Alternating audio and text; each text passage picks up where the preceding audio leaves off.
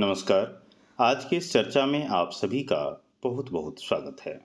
आज का हमारा विषय बीते दिनों द हिंदू में प्रकाशित एक आलेख पर है, जिसका शीर्षक है should India have regional benches of the supreme court. अर्थात इसमें एक संसदीय समिति के उस प्रस्ताव पर विचार अथवा चर्चा हम आगे बढ़ाएंगे, जहां सर्वोच्च न्यायालय के क्षेत्रीय पीठों की स्थापना की वकालत की गई है। आइए अपनी चर्चा को आगे बढ़ाते हैं और समझने का प्रयास करते हैं कि दरअसल इस संबंध में अर्थात इसके पक्ष एवं विपक्ष में क्या कुछ तर्क है। कार्मिक लोक शिकायत विधि एवं न्याय से संबंधित संसदीय अस्थायी समिति ने हाल ही में लोकसभा को अवगत कराया कि विधि मंत्रालय ने देश भर में सर्वोच्च न्यायालय की क्षेत्रीय पीठ स्थापित करने के उसके प्रस्ताव का समर्थन किया है। हालांकि सर्वोच्च न्यायालय द्वारा क्षेत्रीय पीठों की स्थापना के विचार को बार बार अस्वीकृत किया गया है और यह मामला अभी न्यायालय के विचाराधीन है। भारत में सर्वोच्च न्यायालय की क्षेत्रीय पीठों पर भिन्न भिन्न विधिक स्थितियां भी हैं। आइए इनमें से कुछ स्थितियों को समझने का प्रयास करते हैं। जैसे भारतीय संविधान का अनुच्छेद 130, इसमें कहा गया है कि सर्वोच्च न्यायालय दिल्ली में अथवा ऐसे अन्य स्थान या स्थानों में अधिविष्ट होगा जिन्हें भारत का मुख्य न्यायाधीश राष्ट्रपति के अनुमोदन से समय समय पर नियत करे। विधि आयोग की रिपोर्ट अगर इस संदर्भ में देखें तो न्यायालय को और अधिक अधिगम्य बनाने की दिशा में एक कदम के रूप में विधि आयोग की 229वीं रिपोर्ट, यानी जिसे 2009 में गैर संवैधानिक मुद्दों की सुनवाई के लिए दिल्ली, चेन्नई, हैदराबाद, कोलकाता और मुंबई में 4 क्षेत्रीय पीठें स्थापित करने की सिफारिश की थी। वार काउंसिल जुलाई 2021 में दक्षिण भारत के वार काउंसिल ने भारत के मुख्य न्यायाधीश को एक अभ्यावेदन प्रस्तुत किया, जिसमें मांग की गई कि दक्षिण भारत में सर्वोच्च न्यायालय की एक पीठ स्थापित की जाए।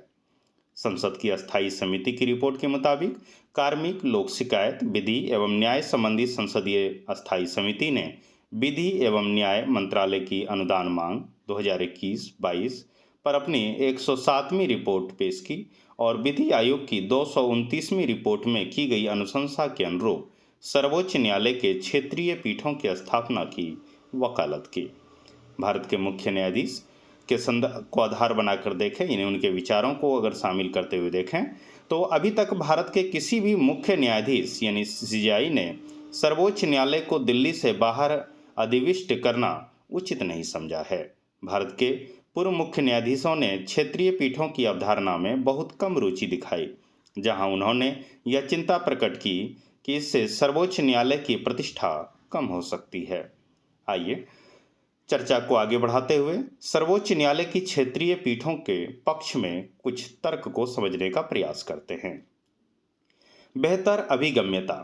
संसदीय अस्थायी समिति की रिपोर्ट में इस बात पर बल दिया गया कि दूर दराज के इलाकों में रहने वाले व्यक्तियों को राष्ट्रीय राजधानी में न्याय तक अभिगम्यता में उल्लेखनीय चुनौतियों का सामना करना पड़ता है।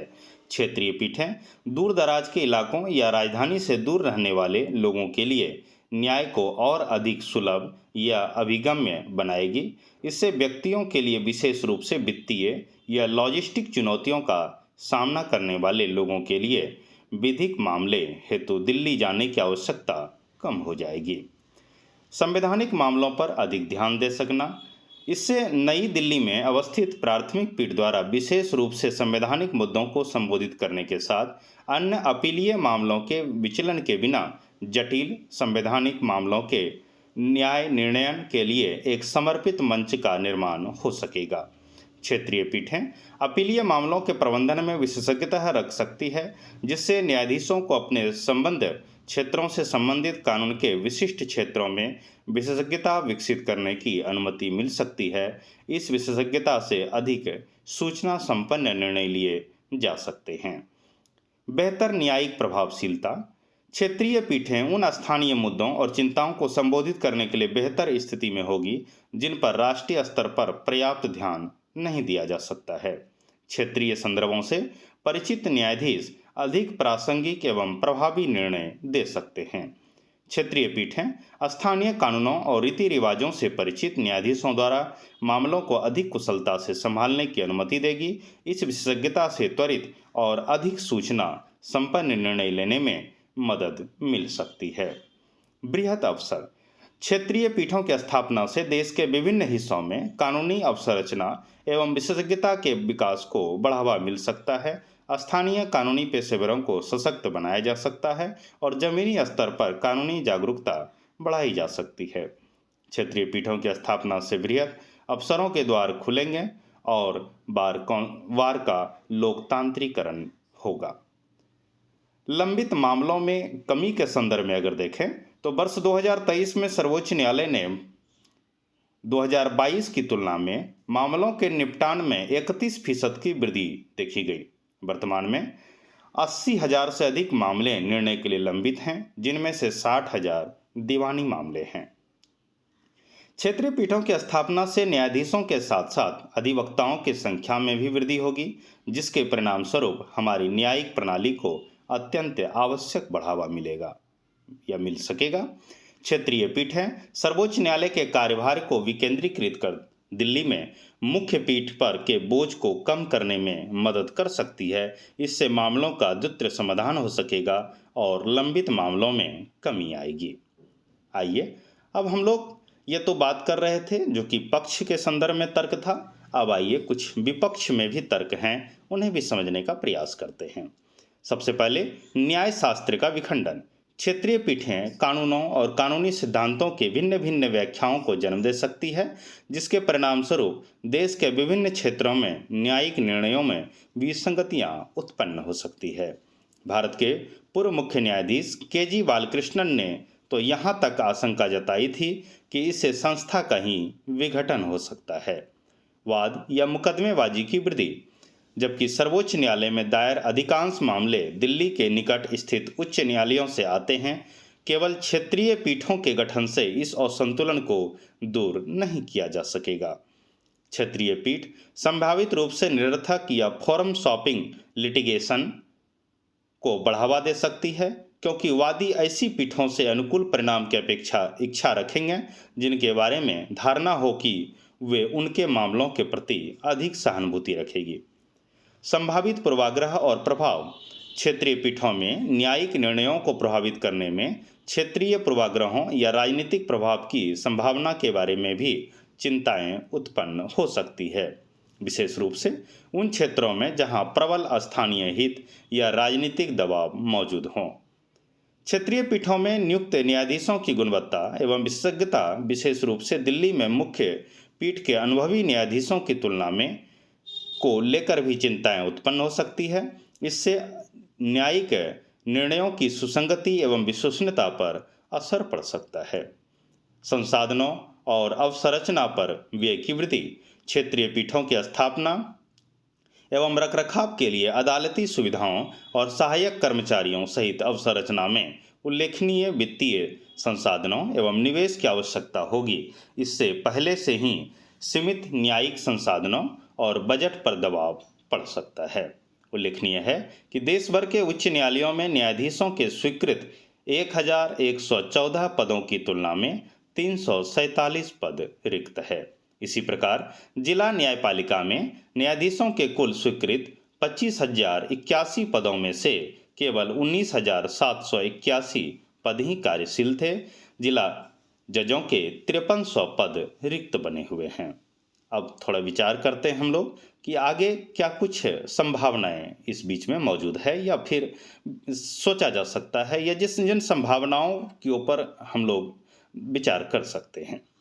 अपीलीय क्षेत्राधिकार पीठों से संवैधानिक क्षेत्राधिकार पीठों का पृथकीकरण के संदर्भ में देखें तो भारत के 10वें विधि आयोग ने प्रस्ताव किया था कि सर्वोच्च न्यायालय को 2 प्रभागों में विभाजित किया जाए, संवैधानिक प्रभाग और विधिक प्रभाग। प्रस्ताव में कहा गया कि केवल संवैधानिक कानून से संबंधित मुद्दों को प्रस्तावित संवैधानिक प्रभाग में लाया जाए। विशेष अनुमति याचिकाओं यानी स्पेशल पिटीशन के लिए एक राष्ट्रीय अपील न्यायालय की स्थापना करना।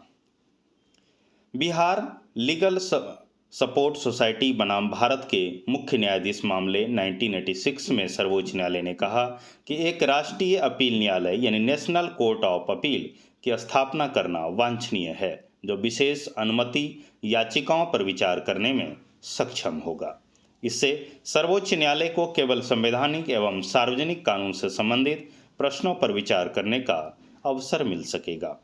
कार्य दिवसों की संख्या बढ़ाना। मलिमत समिति के संदर्भ में देखें तो मलिमत समिति ने सुझाव दिया था कि सर्वोच्च न्यायालय को 206 दिनों के लिए कार्य करना चाहिए और सिफारिश की लंबित मामलों को ध्यान में रखते हुए अवकाश की अवधि को 21 दिनों तक कम कर दिया जाना चाहिए। वर्ष 2009 के विधि आयोग ने अपनी 230वीं रिपोर्ट में सुझाव दिया था कि लंबित मामलों के निपटान के लिए न्यायपालिका के सभी स्तरों पर न्यायालय के अवकाश में 10 से 15 दिनों की कटौती की जानी चाहिए। मौजूदा अवसंरचना को सुदृढ़ करने के संदर्भ में देखें तो न्याय तक पहुंच में सुधार और मामलों के बैकलॉग को कम करने के लिए उच्च न्यायालयों एवं जिला न्यायालय सहित मौजूदा न्यायिक अवसंरचना को सुदृढ़ करने एवं उनके आधुनिकीकरण को प्राथमिकता दी जाए। भारत के पूर्व मुख्य न्यायाधीश NV रमन्ना ने भारतीय राष्ट्रीय न्यायिक अवसंरचना प्राधिकरण यानी national judicial infrastructure authority of India की स्थापना का प्रस्ताव किया था, जो न्यायिक अवसंरचना को बेहतर करने में मदद करेगा। व्यवहारिता अध्ययन का आयोजन करना। क्षेत्रीय पीठों की स्थापना के संभावित लाभों, चुनौतियों और निहितार्थों का आकलन करने के लिए संपूर्ण व्यवहारिता अध्ययन आयोजित किए जाएं। इन अध्ययनों में विधिक, लॉजिस्टिकल, वित्तीय एवं संवैधानिक पहलुओं जैसे कारकों पर विचार किया जाना चाहिए। न्याय तक पहुंच, न्यायिक दक्षता और निर्णयों की सुसंगति पर क्षेत्रीय पीठों की प्रभावशीलता एवं असर का मूल्यांकन करने के लिए चुनिंदा स्थानों पर पायलट परियोजनाओं या प्रायोगिक क्षेत्रीय पीठों को कार्यान्वित करने पर विचार करें। अगर कुछ अन्य शक्ति को अक्षुण्ण बनाए रखने की बात अगर करें तो भले ही क्षेत्रीय पीठ स्थापित की जाए, सर्वोच्च न्यायालय के कुछ अनन्य या विशिष्ट शक्तियों अक्षुण्ण रखी जानी चाहिए। इनमें संविधान के अनुच्छेद 131 के तहत इसका मूल क्षेत्राधिकार, अनुच्छेद 143 के तहत इसका सलाहकारी क्षेत्राधिकार और संविधान के अनुच्छेद 32 के तहत इसका रीट क्षेत्राधिकार शामिल हैं। व्यापक न्यायिक सुधार। न्यायिक बैकलॉग, न्याय वितरण में देरी और न्यायिक रिक्तियों जैसे प्रणालीगत मुद्दों को संबोधित करने के उद्देश्य से व्यापक न्यायिक सुधार की ओर आगे बढ़ा जाए, जो कानूनी प्रणाली के समग्र कार्यकरण में सुधार के लिए विशेष रूप से महत्वपूर्ण है।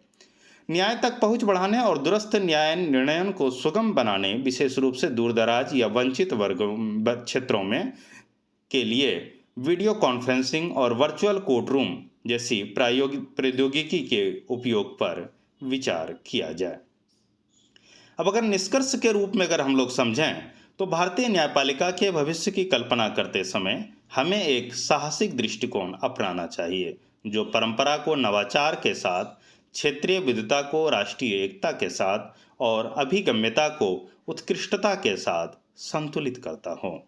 सर्वोच्च न्यायालय के लिए क्षेत्रीय पीठों की स्थापना इस दृष्टिकोण को साकार करने में एक महत्वपूर्ण प्रगति का संकेत दे सकती है, जो सभी नागरिकों के लिए अधिक समावेशी, उत्तरदायी एवं प्रभावी न्याय प्रणाली प्रदान करने की क्षमता रखती है।